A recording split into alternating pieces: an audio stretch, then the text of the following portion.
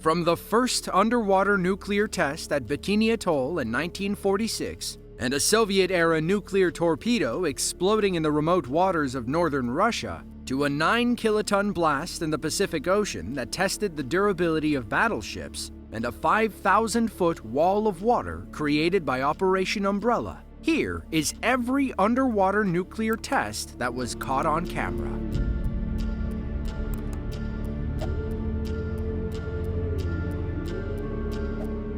It was August 25th of 1945. World War II was in its final week, and the United States was sitting on a plethora of captured Japanese warships. They had already dropped atomic bombs on the Japanese cities of Hiroshima and Nagasaki. However, those in Congress wanted to know what their new toys would do in the open ocean. You know, in case we ever needed them again. The idea circulated through the US military. On October 16th of 1945, the Navy agreed to test the bombs on captured vessels. Those associated with the Manhattan Project were hesitant at first. They didn't believe further testing was necessary as it would be hazardous to the environment. A study out of Los Alamos warned that the water near a recent surface explosion will be a witch's brew of radioactivity. Nevertheless, the Army got enough people on board to go through with the testing. Now, they just had to find the right spot. Enter the lagoon of Bikini Atoll in the Marshall Islands.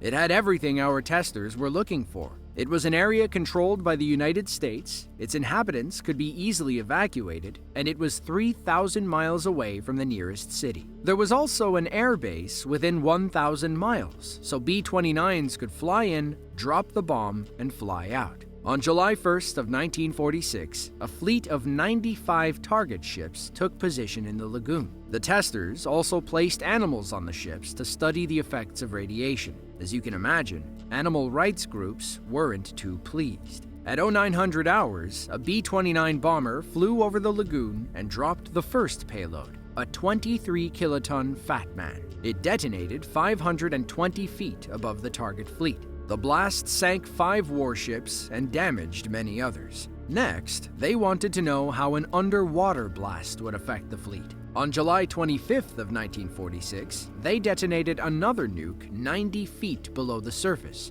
The underwater explosion tossed a massive amount of radioactive water onto the decks of their target ships. The resulting shockwave sank 8 more vessels, including an aircraft carrier. In the end, both tests sank 14 ships. That doesn't include the ones that were scuttled due to contamination. So you know, a 1-kiloton explosion is equivalent to detonating 1,000 tons of TNT. So, a 23-kiloton explosion is like detonating 23,000 tons of TNT. The scary part is that's nothing compared to the weapons available today.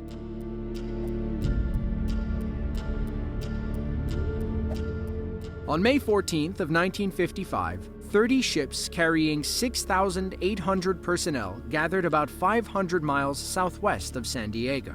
They were there to witness the testing of the Mark 90 Betty, a 30-kiloton nuclear device. The United States developed the Betty in 1952 during the Cold War. It stood 10 feet tall and weighed over 1,200 pounds. They built it to serve as an anti-submarine weapon. Betty carried a Mark 7 nuclear warhead, also known as Thor. Thor was the first weapon delivered using the toss method, which is when the bombing pilot pulls up and releases the payload with an upward trajectory. Ideally, this compensates for gravity and avoids overflying. They rigged the Betty to an unmanned barge and sailed into waters that were 16,000 feet deep. Then, they lowered the bomb to a depth of 2,000 feet. To test its power, they set up various objects along a 6-mile tow line between the barge and the USS Tawasa. Meanwhile, the ships and personnel were stationed 5 miles upwind from the blast zone. Originally, they planned on using actual US submarines as test dummies for Operation Wigwam, but that plan was quickly shut down for a very simple reason. It was too expensive. As a compromise, they developed a fake submarine that had all the most important features of modern subs. Of course, those fake subs, among other supplies and people, had to get to the testing site. Personnel and equipment traveled from every corner of the country to reach the port in San Diego, and eventually the Wigwam testing site. Massive containers full of equipment were loaded onto battleships. Most of that equipment included various recording devices. These guys measure everything when it comes to nuclear testing. However, it was essential to have backups and backups to the backups in case the test subs suffered too much damage. Once everything was in place, they wisely evacuated all ships within the testing zone. Then they prepared for H-hour, when Wigwam finally went boom. At 1 p.m., the device detonated, creating a massive underwater bubble of radioactive debris within the first 3 seconds. About 10 seconds later, those gases reached the water's surface, which created several spikes and plumes. Some reached maximum heights between 900 and 1,450 feet. A large mist cloud formed as those plumes settled back into the water. According to reports, the base surge grew to a radius of 4,600 feet and a maximum height of 1,900 feet. This testing aimed to see how vulnerable submarines were to underwater nuclear explosions. Wigwam was the first deep-water atomic test, and, to this day, the only test conducted deeper than 1,000 feet.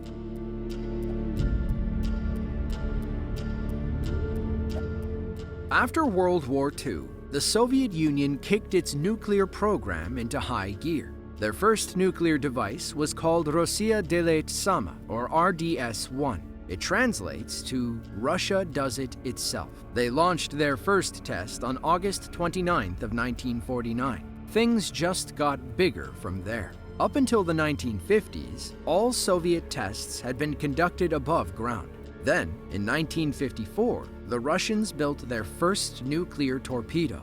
They were eager to begin testing, so they searched for a site that would meet their needs. They found one in Novaya Zemlya, an archipelago in northern Russia.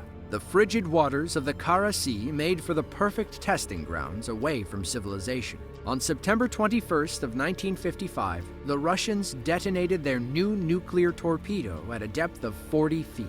It was small compared to what the US had at the time, only 3.5 kilotons, but that doesn't mean it didn't pack a punch. The Russians deployed 30 ships around the test site at distances between 1,000 feet and 5,200 feet from the explosion. These ships included 4 destroyers, 3 submarines, several seaplanes, and plenty of minesweepers. To test the radioactivity, they placed hundreds of animals on the vessels, including 500 goats and sheep and about 100 dogs. When the bomb went off, it immediately sank the closest battleship, stationed about 1,000 feet away. Other ships were damaged, but stayed afloat. 2 years later, the Russians returned to Novaya Zemlya with a new batch of bombs to test. The first test, on September 7th of 1957, was the only surface explosion at the island test site so far. It was a 32-kiloton bomb strapped to a 50-foot tower on the coast.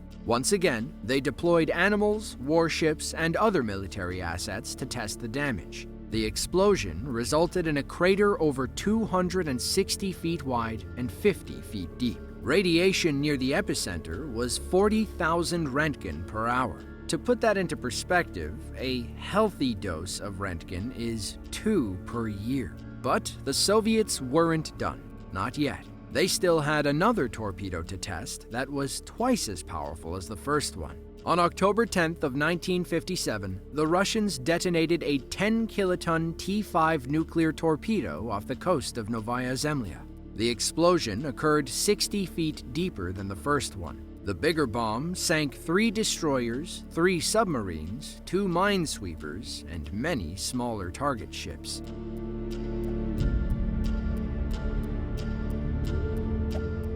Operation Hardtack is the code name given to the U.S. nuclear testing series between April 28th and October 31st of 1958. Hardtack saw 35 nukes detonated in various settings. These included high-altitude, surface-level, and underwater explosions. All but 2 tests took place in the Marshall Islands, now part of the Atomic Energy Commission's Pacific Proving Ground, or PPG. Hardtack was a major testing series for the U.S. Army. They exploded more nukes than were fired in all prior Pacific Ocean tests combined. Many of those explosions occurred on barges in the lagoon or deep in the open water. However, only 2 were detonated underwater: Wahoo and Umbrella. Wahoo was the first underwater test during Operation Hardtack. You could call it a continuation of Operation Wigwam. However, Wahoo was shallower and smaller, only yielding a 9-kiloton explosion at 500 feet deep. Like Wigwam, the Army set up ships around the blast site to measure the explosion's destructive power. The blast date was set for May 16th.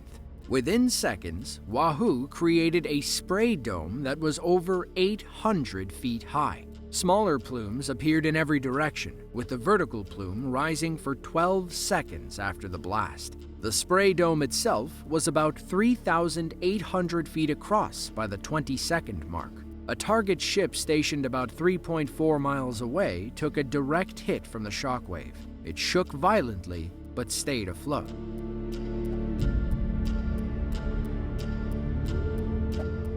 But Wahoo was only the first part of Operation Hardtack's underwater testing. The second explosion, codenamed Umbrella, occurred on June 9th of 1958. They rigged the 8-kiloton bomb to a buoy and lowered it 150 feet into the lagoon. But before they detonated it, they towed the ships from the Wahoo test into the lagoon and stationed them around the bomb. Nuclear blasts in shallow water are known to leave craters. They wanted to see how the change in location might impact the damage to ships. It began as a clear June morning in 1958. A steady east-northeast wind blew between 15 and 17 knots, or 17 and 20 miles per hour. It was the perfect day to detonate a nuke. The spray dome breached the water's surface within 1/10 of a second. Within 20 seconds, the column reached a maximum height of 5,000 feet.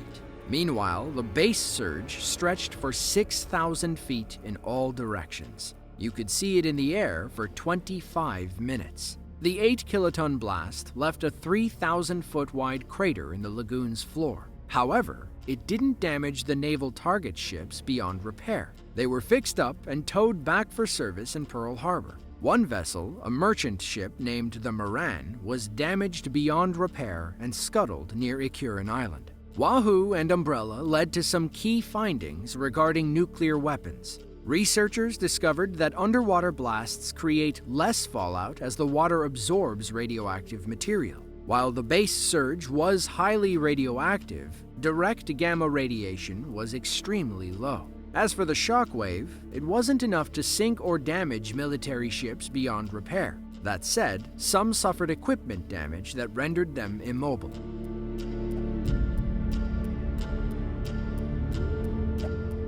Cold War tensions were reaching their boiling point in the early 1960s. President Kennedy and Soviet Premier Nikita Khrushchev were both impressed and concerned with the power of their respective countries' nuclear arsenal. One misunderstanding could end the entire world. The UK began building and testing its own bombs. Soon, nukes were going off in all corners of the remote world. All 3 superpowers tried to agree on a treaty, but trust was hard to come by. Meanwhile, France and China were busy detonating their first nukes. Then, after Russia promised to cease atmospheric testing, Khrushchev reneged on his word.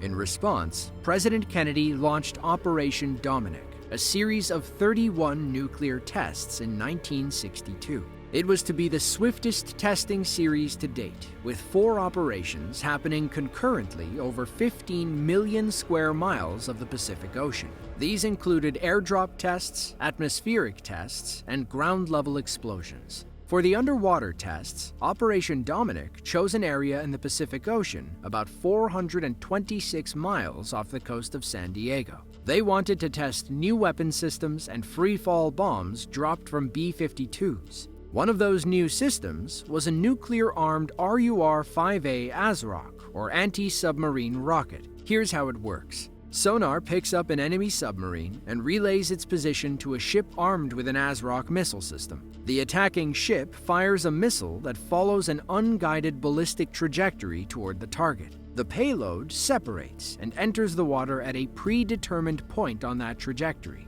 This activates the torpedo, which uses its own sonar system to home in on the target and hit its mark. On May 11th of 1962, Operation Dominic put the new ASROC system to the test. The USS Agerholm identified its target over 2.5 miles away. It fired the ASROC and hoped for the best. The warhead separated after the booster rocket burned out. It entered the water and sank to about 650 feet before exploding. Operation Dominic was the last atmospheric test series conducted by the U.S.